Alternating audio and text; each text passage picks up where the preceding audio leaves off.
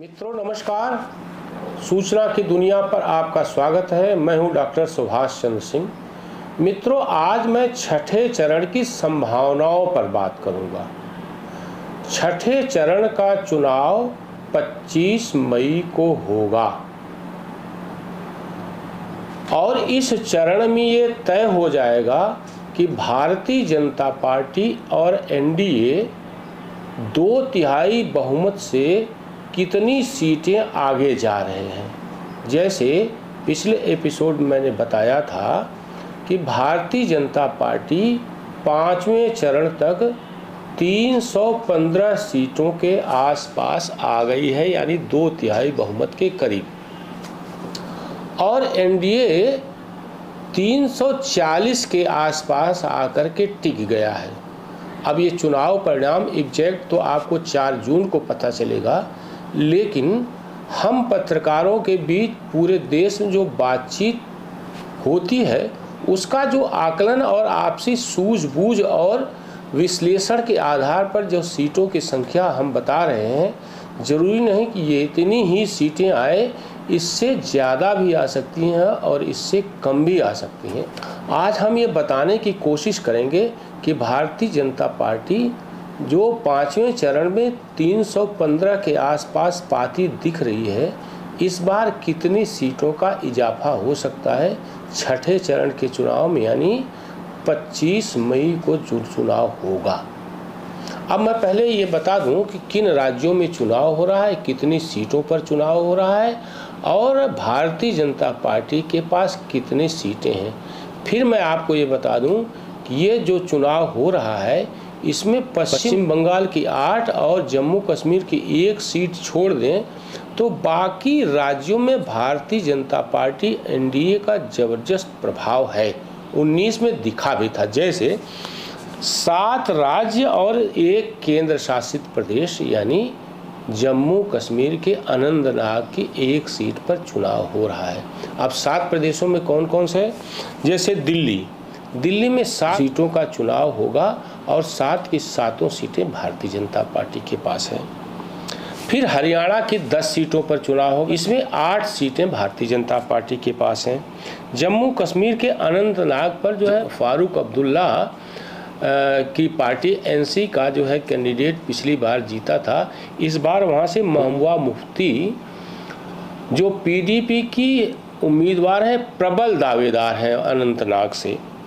बिहार में 8 सीटों पर चुनाव होगा, जिसमें 8 की 8 सीटें 4 जेडीयू यानी इसकी सहयोगी पार्टी और 4 बीजेपी, यानी 8 सीटें जो है एनडीए के खाते में हैं। झारखंड की 4 सीटों पर चुनाव होगा, जिसमें 4 की 4 सीटें बीजेपी के पास हैं। उड़ीसा की 6 सीटों पर चुनाव हो रहा है, 6 में करीब 1 सीट छोड़कर बाकी सब बीजू जनता दल के पास है। पश्चिम बंगाल की 8 सीटों में 6 सीटें जो है वो तृणमूल कांग्रेस के पास है। और जिन 14 सीटों पर चुनाव हो रहा है, सर्वाधिक 14 सीटों पर उत्तर प्रदेश में, उसमें 9 सीटें भारतीय जनता पार्टी को मिली थी 19 में, 4 सीटें बहुजन समाजवादी पार्टी को मिली थी और 1 सीट समाजवादी पार्टी को मिली थी। अब मैं विस्तृत विश्लेषण करता हूँ कहाँ कितना दांव पर लगा हुआ है बीजेपी का और इंडी गठबंधन का। खैर, इंडी गठबंधन तो यहाँ कहीं है ही नहीं, पश्चिम बंगाल को छोड़ करके ममता बनर्जी जो है, और पीडीपी की महमूदा मुफ्ती भी इंडी गठबंधन में फिलहाल नहीं है। इंडी गठबंधन में फारूक अब्दुल्ला की पार्टी एनसी यानी नेशनल कॉन्फ्रेंस है, और पश्चिम बंगाल की जो है ममता बनर्जी की तृणमूल कांग्रेस इंडी गठबंधन का पार्ट नहीं है। यानी दांव पर भारतीय जनता पार्टी और एनडीए की साख और उसकी 19 में जो उपलब्धियां हैं उनको बढ़ाने की चुनौती है। इंडी गठबंधन कहीं नहीं है। जैसे इंडी गठबंधन का पार्ट केजरीवाल भी है फिलहाल के लिए। दिल्ली की सभी 7 सीटों पर चुनाव 25 को होगा और केजरीवाल प्रचार कर चुके हैं, फिर प्रचार करेंगे। आज वो झारखंड में है इंडी गठबंधन की ओर से। वहाँ पर प्रधानमंत्री उत्तरी पूर्वी दिल्ली में, जहाँ से कन्हैया कुमार और भाजपा के मनोज तिवारी के बीच टक्कर है। टक्कर क्या है, मतलब कन्हैया कुमार प्रतीकात्मक रूप से लड़ रहा है, हालांकि उसको बहुत ज़्यादा वोट मिलने की संभावना है, फिर भी टुकड़े टुकड़े गैंग का जो है सरगना है, तो इसलिए चर्चा है। वहाँ प्रधानमंत्री एक बार चुनाव प्रचार कर चुके हैं, अभी दिल्ली में पुनः जाने वाले हैं 25 से पहले, हो सकता है 1-2 दिन में जाएँ, 23-22 को हो सकता है उनका प्रोग्राम लगे। फिलहाल 7 की 7 सीटें भारतीय जनता पार्टी की, इस बार पूरी 7 की 7 सीटें फिर बम्पर बहुमत से मिलने की संभावना है। वहाँ के हरियाणा की 10 सीटों पर चुनाव हो रहा है, सारी 10 सीटों पर। पिछली बार 10 की 10 सीटें भारतीय जनता पार्टी के पास थीं, 10 सीटें भारतीय जनता पार्टी वहाँ से जीत गई थी। इस बार चुनौती जो है वो कड़ी है, क्योंकि वहाँ पर आपको कांग्रेस ने 1 सीट कुरुक्षेत्र की दी है, बाकी 9 सीटों पर वह चुनाव लड़ रही है। लेकिन जेजेपी रणजीत सिंह चौटाला की पार्टी तीसरा कोण बनाने में अगर सफल होगी, यानी जाट वोटों को बांटने में सफल हो गई, तो आप मान कर चलिए भारतीय जनता पार्टी को सभी 10 की 10 सीटें यहाँ पर मिल सकती हैं। रणजीत चौटाला और वहाँ के मुख्यमंत्री नायब सिंह सैनी और भूपेंद्र सिंह हुड्डा और दीपेंद्र सिंह हुड्डा और मनोहर लाल खट्टर की प्रतिष्ठा दांव पर है। मनोहर लाल खट्टर पूर्व मुख्यमंत्री हैं, भारतीय जनता पार्टी की ओर से वहाँ की 1 सीट पर लड़ रहे हैं। अब जम्मू कश्मीर की मैं चर्चा करता हूँ। वहाँ पिछली बार नेशनल कॉन्फ्रेंस को अनंतनाग सीट मिली थी, लेकिन मैंने कहा ना कि महबूबा मुफ्ती इस बार वहाँ पर प्रबल दावेदार हैं। फिर मैं चर्चा कर लूँ, बिहार की 8 सीटों पर चुनाव हो रहा है और सभी 8 सीटें एनडीए गठबंधन के पास, यानी 4 सीटें जेडीयू यानी नीतीश कुमार की साख सबसे ज़्यादा दांव पर है। नरेंद्र मोदी सघन प्रचार कर रहे हैं, अभी वो पटना में थे, बहुत बढ़िया रोड शो उन्होंने किया था, बहुत अच्छा रोड शो हुआ था, बम्पर समर्थन मिला था नरेंद्र मोदी को, और नीतीश कुमार भी जो है उनके रथ पर सवार थे। सम्राट चौधरी जो प्रदेश के अध्यक्ष भी हैं भारतीय जनता पार्टी और वरिष्ठ कैबिनेट मंत्री हैं, उनकी भी प्रतिष्ठा यहाँ पर दांव पर है। बीजेपी और नीतीश कुमार यानी जेडीयू और इनको मिला करके 8 की 8 सीटें इस बार भी जीतना तय माना जा रहा है। अगर घटोतरी हो सकती है, घट सकती है, तो नीतीश कुमार की सीटें घट सकती हैं, क्योंकि पलटू राम की जो उनकी छवि है उसके कारण उनकी साख को बट्टा लगा है।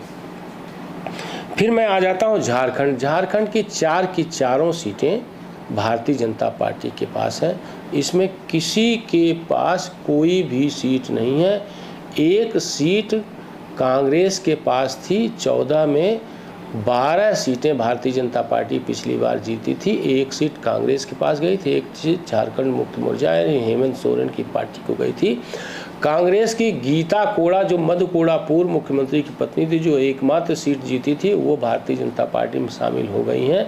इसलिए वहाँ पर इंडी गठबंधन के लिए फिलहाल कोई संभावना नहीं दिखती है।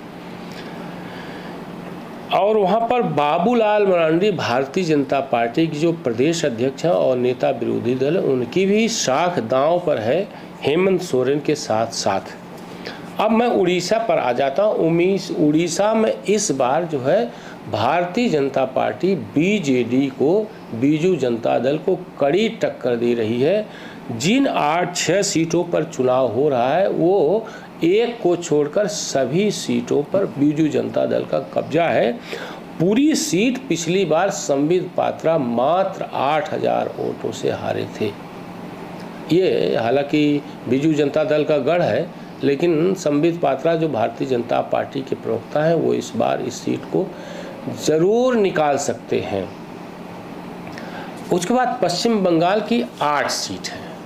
8 सीट में भारतीय जनता पार्टी के पास केवल इस समय 2 सीट है और शेष 6 सीटें ममता बनर्जी की तृणमूल कांग्रेस के साथ है। राज्य स्तर की बात करें तो यहाँ भारतीय जनता पार्टी के जो नेता विरोधी दल है पश्चिम बंगाल विधानसभा में, शुवेंदु अधिकारी और ममता बनर्जी दोनों की प्रतिष्ठा दांव पर है, इसलिए कि ममता बनर्जी की जो शाख है वो गिरी है और प्रधानमंत्री मोदी ने वहाँ पर CAA कानून ला करके मतुआ समुदाय को पूरी तरह से अपने पक्ष में कर लिया है। और जिस तरह से संदेश खाली और तमाम तरह के घोटालों की वहाँ पर चर्चा प्रधानमंत्री ने सतह पर ला दिया है, उससे इस बार ममता बनर्जी को निश्चित तौर पर घाटा हो सकता है। इन 8 सीटों में बीजेपी को कम से कम 5 सीटें मिल सकती हैं, ऐसा वहाँ के पत्रकार बता रहे हैं। अब हम आते हैं सबसे बड़े उत्तर प्रदेश में, जहाँ की 14 सीटों पर चुनाव हो रहा है, जिसमें से पिछली बार 9 सीटें भारतीय जनता पार्टी को मिली थी। हालांकि 14 में 13 सीटें मिली थी, यानी 4 सीटों का घाटा उत्तर प्रदेश में हुआ था। यानी कुल 5 सीटों पर जो है भारतीय जनता पार्टी हारी थी और 9 सीटों पर जीती थी। जिन सीटों पर हारी थी भारतीय जनता पार्टी, उनकी मैं चर्चा कर देता हूँ। श्रावस्ती से हार गई थी, वहाँ से राम शिरोमणि वर्मा सपा प्रत्याशी के रूप में जीते थे और भारतीय जनता पार्टी को हराया था। इस बार वहाँ से सपा और कांग्रेस गठबंधन से राम शिरोमणि वर्मा पुनः लड़ रहे हैं और भारतीय जनता पार्टी ने नृपेंद्र मिश्र, आप सब लोग जानते हैं, प्रधानमंत्री के प्रधान सचिव थे और राम जन्मभूमि तीर्थ क्षेत्र ट्रस्ट के अध्यक्ष हैं और राम जन्मभूमि मंदिर के निर्माण में उनकी बड़ी भूमिका रही। उनके पुत्र साकेत मिश्र वहाँ से भारतीय जनता पार्टी से चुनाव लड़ रहे हैं। साकेत मिश्र MLC भी हैं। इस बार भारतीय जनता पार्टी की कोशिश ये है कि सपा से यह सीट वह छीनने की पूरी कोशिश है। लालगंज सीट भी भारतीय जनता पार्टी 14 में जीती थी। नीलम सोनकर जो जीती थी 19 में, वह संगीता आज़ाद जो बसपा की थी उनसे हार गई थी। इस बार संगीता आज़ाद को BSP ने टिकट नहीं दिया और संगीता आज़ाद भाजपा में शामिल हो गई हैं और नीलम सोनकर का सपोर्ट कर रही हैं और यहाँ से इंदु चौधरी को BSP लड़ा रही है। इस बार निश्चित तौर पर BSP तीसरे नंबर पर जाने वाली है। दरोगा सरोज यहाँ से 2 बार सांसद रह चुके हैं 14 से पहले, 9 और 4 में। तो दरोगा सरोज को ESP कांग्रेस का संयुक्त उम्मीदवार बनाया गया है। भारतीय जनता पार्टी के लिए 14 की तरह इस सीट को रिटेन करना ज़रूरी है। फिर जौनपुर से हार गई थी भारतीय जनता पार्टी। 14 में KP सिंह जीते थे लेकिन 19 में हार गए, 89,000 वोट ज़्यादा पाने के बावजूद, इसलिए कि सपा बसपा का वहाँ गठबंधन था और श्याम सिंह यादव बसपा प्रत्याशी के रूप में जीते थे। इस बार KP सिंह को भारतीय जनता पार्टी ने टिकट नहीं दिया है। कृपा शंकर सिंह को टिकट दिया, जो बहुत प्रभावशाली और नामी नेता है, महाराष्ट्र के गृह राज्य मंत्री रहे, वहाँ पर बड़ा कारोबार है। इसी जौनपुर के मल्हनी विधानसभा के रहने वाले हैं। जो बसपा की प्रत्याशी श्रीकला सिंह थी, बाहुबली धनंजय सिंह की पत्नी, उनको लास्ट समय में बसपा ने टिकट देने से मना कर दिया और धनंजय सिंह अब कृपाशंकर सिंह यानी भारतीय जनता पार्टी का सपोर्ट कर रहे हैं और यहाँ से बाबू सिंह कुशवाहा लड़ रहे हैं चुनाव सपा से। सपा का यहाँ हारना तय है। फिर जो है अंबेडकर नगर सीट जो है भारतीय जनता पार्टी हारी थी। रितेश पांडे बसपा से चुनाव लड़कर के जीते थे, सपा बसपा गठबंधन से। इस बार वह भारतीय जनता पार्टी में आ गए हैं और भारतीय जनता पार्टी से चुनाव लड़ रहे हैं। वहाँ से SP ने लालजी वर्मा को टिकट दिया है। यह सीट थोड़ा कठिन है, लेकिन अंबेडकर नगर के लोग बता रहे हैं कि 50-50 का मामला है। रितेश पांडे जीत भी सकते हैं और हार भी सकते हैं, इसीलिए प्रधानमंत्री भी वहाँ पर जाने वाले हैं। आजमगढ़ भी सीट भी 5वीं सीट जो है भारतीय जनता पार्टी हारी थी। अखिलेश यादव से 2019 में निरहुए यादव हारे थे, लेकिन अखिलेश यादव जो 22वीं विधानसभा में चुनाव में जीते तो उन्होंने सीट छोड़ दी और उनके भाई धर्मेंद्र यादव लड़े थे 2023 में और निरहुआ यादव ने 8,000 वोटों से उनको हरा दिया था। अब जो है फिर निरहु यादव, धर्मेंद्र यादव की टक्कर इस बार वहाँ पर है और भारतीय जनता पार्टी की कोशिश है कि वह इस सीट को रिटेन कर ले। तो इतनी सीटों पर जो है भारतीय जनता पार्टी हारी थी, जिसका हमने जिक्र भी कर दिया। और जिन सीटों पर भारतीय जनता पार्टी जीती थी उनका मैं जिक्र कर देता हूँ। डुमरियागंज से जगदम्बिका पाल लड़ रहे हैं, जो 5वीं बार सांसद होंगे। 2 बार यह जो है 2 बार 4 और 9 में सांसद थे कांग्रेस से। फिर उसके बाद जो है 14-19 में भारतीय जनता पार्टी सांसद थे। भारतीय जनता पार्टी ने तीसरी बार उनको टिकट दिया, यानी ये 5वीं बार सांसद बनने के लिए ये भारतीय जनता पार्टी से लड़ रहे हैं। इनके सामने कुख्यात हरशंकर तिवारी के बेटे भीष्म शंकर तिवारी उर्फ कुशल तिवारी चुनाव लड़ रहे हैं, जो संत कबीर नगर से एक बार सांसद रह चुके हैं। और यहाँ से बीएसपी ने नदीम मिर्जा को टिकट दिया है। लड़ाई भीषण है। नदीम मिश्रा जितना अधिक वोट पाएगा उतना ही जगदम्बिका पाल के लड़ने की संभावनाएं ज़्यादा हैं। भदोही सीट से इस बार तृणमूल कांग्रेस के ललितेश त्रिपाठी लड़ रहे हैं, जो कमलापत त्रिपाठी के पोते हैं और ये तृणमूल कांग्रेस से लड़ रहे हैं और इनको सपा कांग्रेस गठबंधन का समर्थन प्राप्त है। यानी 80 सीटों में 62 पर सपा, 17 पर कांग्रेस और 1 पर तृणमूल कांग्रेस लड़ रही है। और यहाँ से भारतीय जनता पार्टी ने डॉक्टर विनोद बिंद को टिकट दिया है। वहाँ के बहुत प्रतिष्ठित डॉक्टर हैं। और यहाँ से जो बीएसपी ने कैंडिडेट खड़ा किया है वो हरिशंकर चौहान को खड़ा किया है। सुल्तानपुर से मेनका गांधी पिछली बार जीती थी और इस बार भी उनके जीतने की 100% उम्मीद है। अंबेडकर नगर की मैंने चर्चा कर दी। आजमगढ़ चर्चा। बस्ती से हरीश द्विवेदी भारतीय जनता पार्टी की तीसरी बार भाग्य आजमा रहे हैं और यहीं पर खेल हुआ था।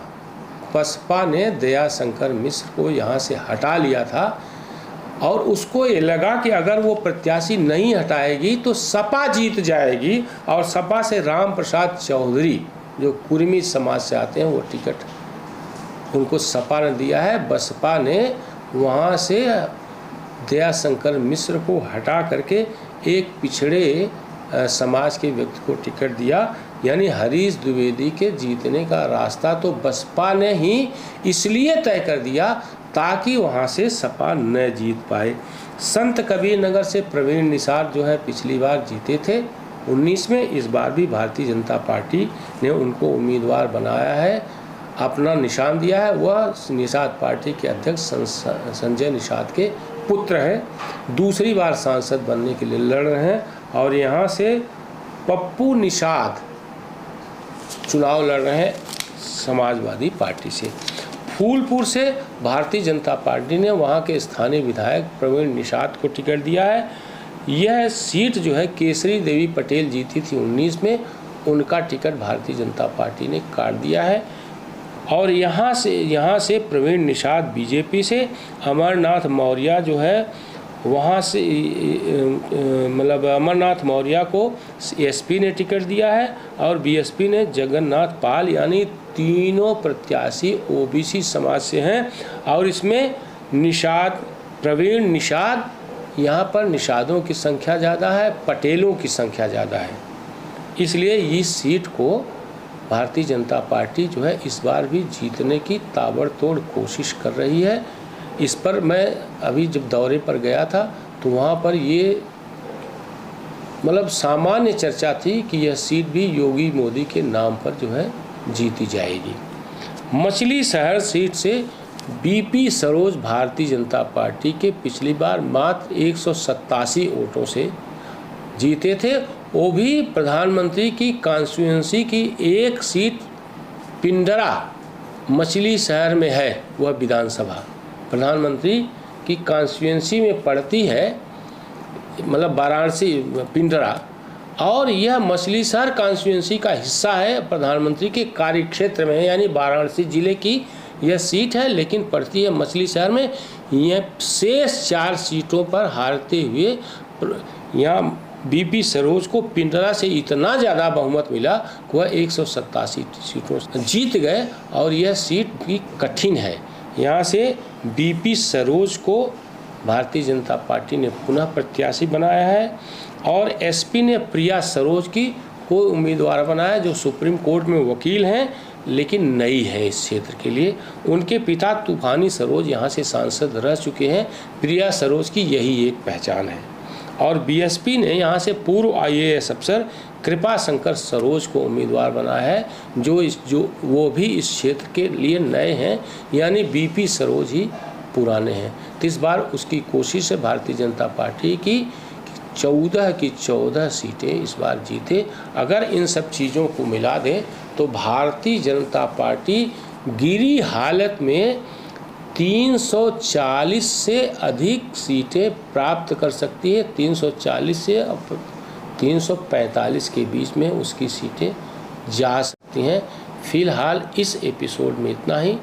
आप सभी लोगों से अनुरोध है, जो लोग भी सूचना की दुनिया को देख रहे हैं, जिन्होंने सब्सक्राइब नहीं किया, वह सूचना की दुनिया को सब्सक्राइब करें, बेल आइकन दबाएं, कमेंट करें और शेयर करना न भूलें। आप सभी लोगों का बहुत बहुत धन्यवाद। आप इस YouTube चैनल को लाइक करिए, सब्सक्राइब करिए, कमेंट करिए और शेयर ज़रूर करिए।